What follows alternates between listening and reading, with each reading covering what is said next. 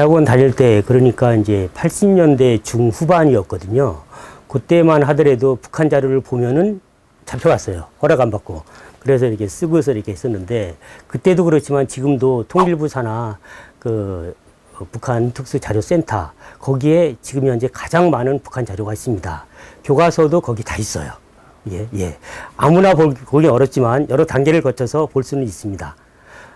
그런 있었는데, 또 하나는 이제 2012년에 김정은 체제가 되면서 2013년에 북한의 교육 강령이 공식적으로 발표가 되거든요. 교육 강령은 남한의 교육 과정과 같은 말인데, 북한의 모든 교육 정책 이런 것들을 담은 문서이죠. 그거에 따라서 이제 교과서도 전면 개편이 됩니다. 아시다시피 북한 같은 경우는 소학교가 5년이고, 그리고 초급중학교 3년, 그리고 고급중학교들이 3년 이렇게 돼 있고, 또 이제 유치원 높은 반 해서 1년 해가지고 12년, 이 12년 요거를 의무교육을 하고 있어요. 그게 바로 2013년 전반적 12 의무교육제도 확립이다 해가지고 북한에서 굉장히 많이 선전하는 그런 제도입니다. 그러다 보니까 이 교과서 이런 것들이 다 바뀌게 되지 않습니까? 그거를 이 남쪽에서 다 이렇게 그걸 받아온 것 같아요. 어떻게 해서 받아왔는지 모르겠는데, 그것이 우리 통일부 센터에 다 들어가 있습니다.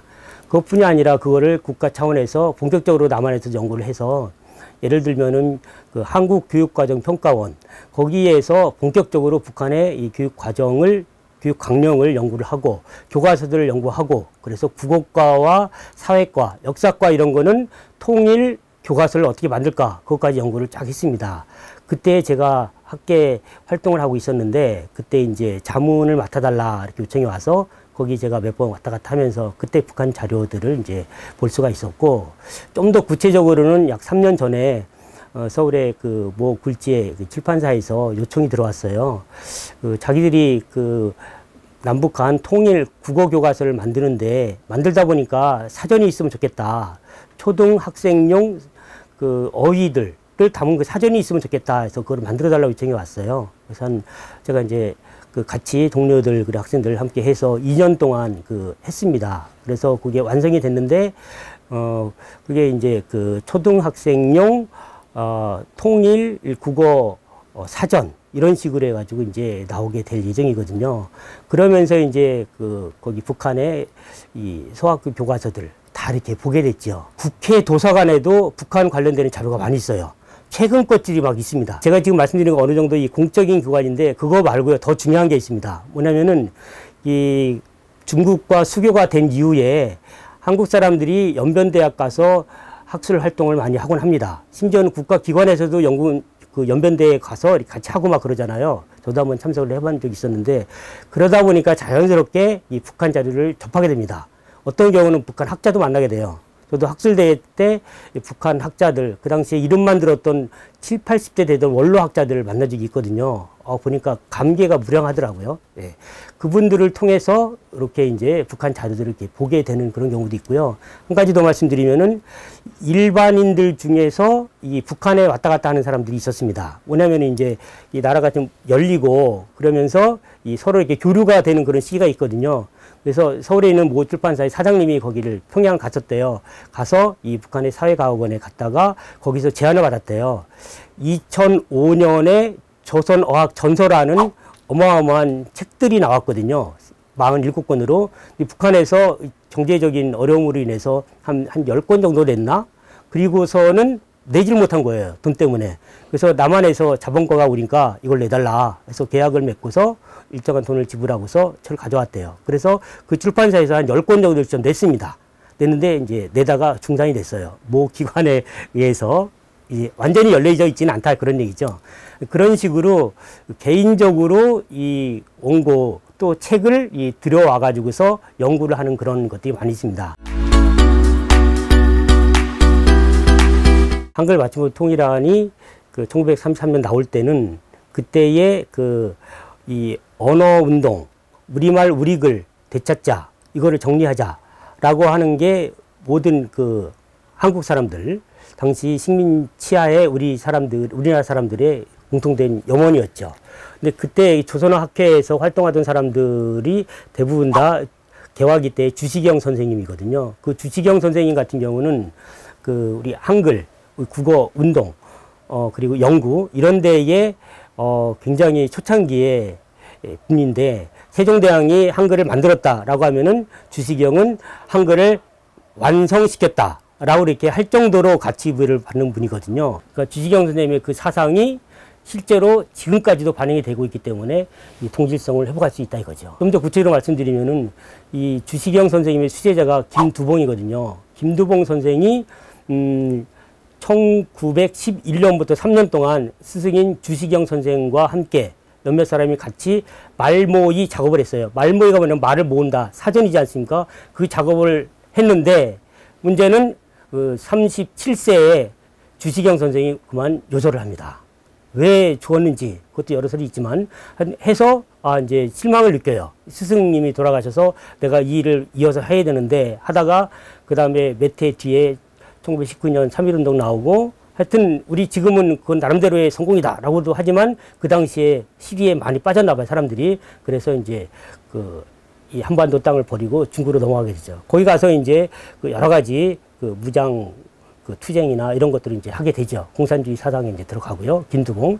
그러다가 이제 광복이 되면서 북한으로 와서 거기에 이 북한 저는 노동당 거기에 이제 당수를 맡게 돼요. 그런데 금방 이제 이 소련군과 함께 김일성이 들어오게 되지 않습니까? 그러게 하다가 그 다음에 이제 역전이 돼가지고 김일성에게 밀려나는 그런 어떤 정치적인 운명을 갖게 되는데 광복 직후에 힘을 발휘하던 정치인 김두봉이 그 김일성 종합대학 총장을 초대 총장을 이렇게 맡게 됩니다. 맡으면서 구체적인 여러 가지 업무 정책들을 펼치게 돼요. 그때 이제 조선의 철저법이라는 책이 나오게 되고 그 다음에 이제 지금의 그 맞춤법의 틀이 이렇게 만들어지게 되죠. 1948년에 김구가 그 남북한 그 연합 그 회의를 주도하면서 평양으로 하지 않습니까? 그때 조선어학회의 그 대표였었던 이국노 선생이 동행을 합니다. 결국 북한의 초창기의 어문 정책은 그 주시경 선생의 제자인 김두봉과 그 다음에 조선어학회의 그 대표였던 리국노 선생이 주도가 돼서 쭉 하게 되는 거죠. 그러니까 결국은 1934 한글 맞춤법 통일한 그 내용을 그대로 이렇게 가지게 되는 거고 지금 현재요 남한과 북한이 함께 그 결의말 대사전 작업을 하고 있지 않습니까? 이 북한의 김두봉, 그다음 리국노 쭉 내려온 그거 흔적에다가 그 다음에 남한에서 한글 맞춤 통일한 한글 맞춤법, 그 다음에 또 한글 맞춤 큰 사전, 그 다음에 표준국어 대사전 하면서 이제 같이 나오는 거죠. 그러니까 옛날에 같이 작업을 하다가 헤어져 가지고 따로따로 하다가 이번에 이제 결의말 대사전 거기에서 이제 이 결실을 맺게 되는 것이죠. 언어의 변화라고 하는 거하고 어문 규범의 변화라고 하는 것은 차이가 있다고 생각이 듭니다. 언어의 변화는 아시다시피 뭐 몇십 년마다 바뀌고 그런 게 아니잖아요. 엄청난 이렇게 차이가 있고 그러나 수천 년이 지나면은 수백 년이 지나면은 언어가 변화한다. 이거 우리가 잘 알고 있습니다.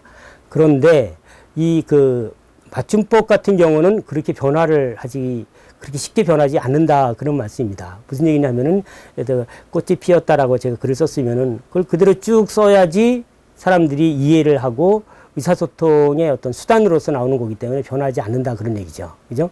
그리고 이제 어차피 한글이라고 하는 매개체가 똑같은데 그 한글을 한국말을 한글로 표기하는 방법에 있어서 차이가 있기가 어렵다. 주시경 선생의 어떤 사상 중에서 한글 풀어쓰기가 있습니다. 그러니까 한글을 우리가 한글 이렇게 표기하지 않고 히읗, 아, 지은, 기역, 의, 리을 이런 식으로 풀어쓴다 이거죠.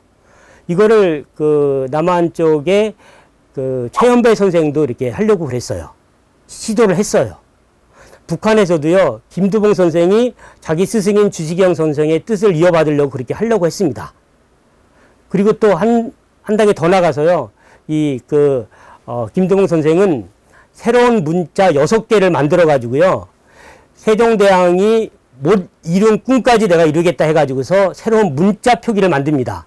이게 뭐냐면은요, 이게 중국 음과 한국 음은 좀 차이가 있지 않습니까? 그래서 중국 음을 정확히 표현할 수 있는 방법으로서 이게 표시하는 게 있어요. 그런 것들을 한다 이거죠. 예를 들어 리을 있잖아요. 리을이요. 리을에다가 앞에다가 줄을 하나 좀 더 그어요. 그래서 리을과 비슷한 다른 음을 소리내는 그런 방식.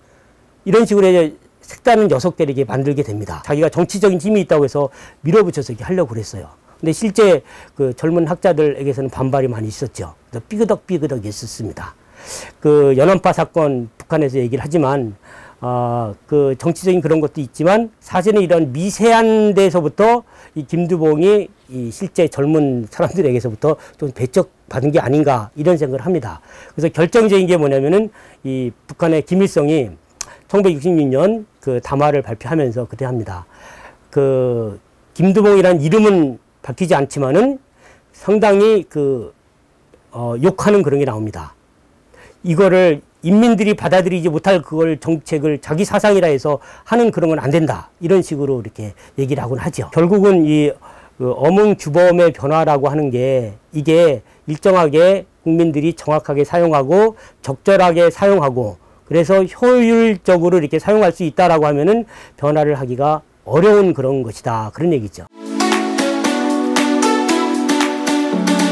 이제 언어 규범 같은 경우는 한 가지 단적인 예를 들면은 로마자 표기법 있지 않습니까?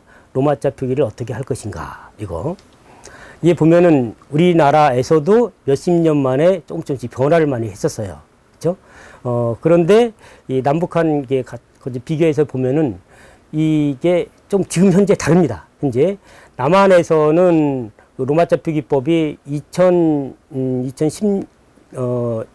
2000년도에 한번 바뀌었죠. 그때 이제 그 어깨표 이렇게 어깨점을 찍는 거 그리고 반달 이렇게 하는 거를 싹 없앴습니다. 왜냐면은 로마자 표기로 이렇게 딱 할 때 그 이상한 기호들이 있으면은 치기도 어렵고 그렇지 않습니까? 전산화 시대에. 그래서 이제 그거를 바꿔서 완전히 남한 거는 바꿨어요. 근데 북한 거를 보면은 이 어깨점 요거하고 그 다음에 요거 반달표 이런 것들을 지금도 사용하고 있습니다. 통일이 됐다 그러면은 하나로 하겠죠. 여권 만드는 걸 생각을 해보세요. 그렇죠? 그러니까 결국은 제 머릿속에 이게 어몽규범을 통일시켜야 한다라고 하는 거는 남북한 통일이라고 하는 전제가 들어가 있는 것이거든요. 그죠? 그러니까 결국은 그냥 놔두자라고 하는 것은 로마자 표기법을 예를 들자고 하면은 하나의 나라가 아니라 두 개의 나라로 인정하자는 게 전제가 된 거라고 이렇게 생각이 들거든요. 어몽규범의 차이, 남한은 이렇게 하고 북한은 저렇게 하고 하는 그런 차이가 있다라고 할 때 그대로 하게 되면은 같은 나라가 됐을 때 같은 민족으로서 같은 언어를 사용하는 국가의 사람들로서 그거를 받아들이기가 어렵다 그런 얘기죠. 하나의 언어에는 하나의 어몽규범이 있는 게 하나의 나라라고 하면은 맞다. 그렇죠? 예. 만약에 우리 한반도에 제주도 방언을 하나의 언어로 인정을 한다고 합시다. 그리고 평양의 말도 하나의 언어로 인정한다 그러면은 평양어 서로 다른 언어인 거에 나름대로 그 어몽규범이 있겠고 제주도어에도 있겠고 그렇게 되면 다 가능하죠. 그러나 지금 우리는 남한과 북한은 하나의 언어라는 하는 전제가 들어가 있는 것이니까 또 통일됐다라고 하면은 더더구나 그런 것이고요. 그래서 이 남북한이 통일을 지향한다 그러면은 비정치적인 이 맞춤법이나 이런 어몽규범 이런 것부터 통일시키면은 이제 정치 체제도 그쪽으로 같이 이렇게 같이 올 수 있지 않을까 이런 생각을 해보는 것이죠. 물론 뭐 실제로 젊은 사람들이 통일 꼭 해야 돼. 정치적, 경제적, 문화적, 사상적 너무 차이나 쟤네들하고 같이 어떻게 살아 같은 학교 어떻게 다녀 이렇게 할지 몰라도요. 하나의 국가에서 다른 나라의 물품을 수출하고 수입하고 유엔에 가서 이 하나의 나라 대표로서 대통령이 연설하고 이런 거 할 때 되면은 하나의 말소리, 하나의 또 문서 이런 게 필요하지 않냐. 그런 측면에서 남북한은 하나의 언어를 사용하고 있으니까 하나의 단일한 통일 어몽규범을 가져야 하는 게 통일된 국가를 지향하고 실천적으로 할 수 있는 방법이 뭘까 이런 생각을 많이 하게 됩니다. 우리나라에 이 국어를 실천할 수 있는 기관들이 많이 있지 않습니까? 그런데 좀 더 이렇게 실현화시킬 수 있는, 실천시킬 수 있는 그런 방안을 제안도 하고 또 모색도 직접 하면서 뭔가 조금 다가설 수 있는, 북한과 좀 다가설 수 있는 그런 기회가 있으면 좋겠고요. 개인적으로 희망하기는 연구년 때에 미국에 있는 대학만 가는 게 아니라 안 가본 그 평양에 있는 김일성 종합대학에 연구년 6개월이나 좀 가보고 싶어요.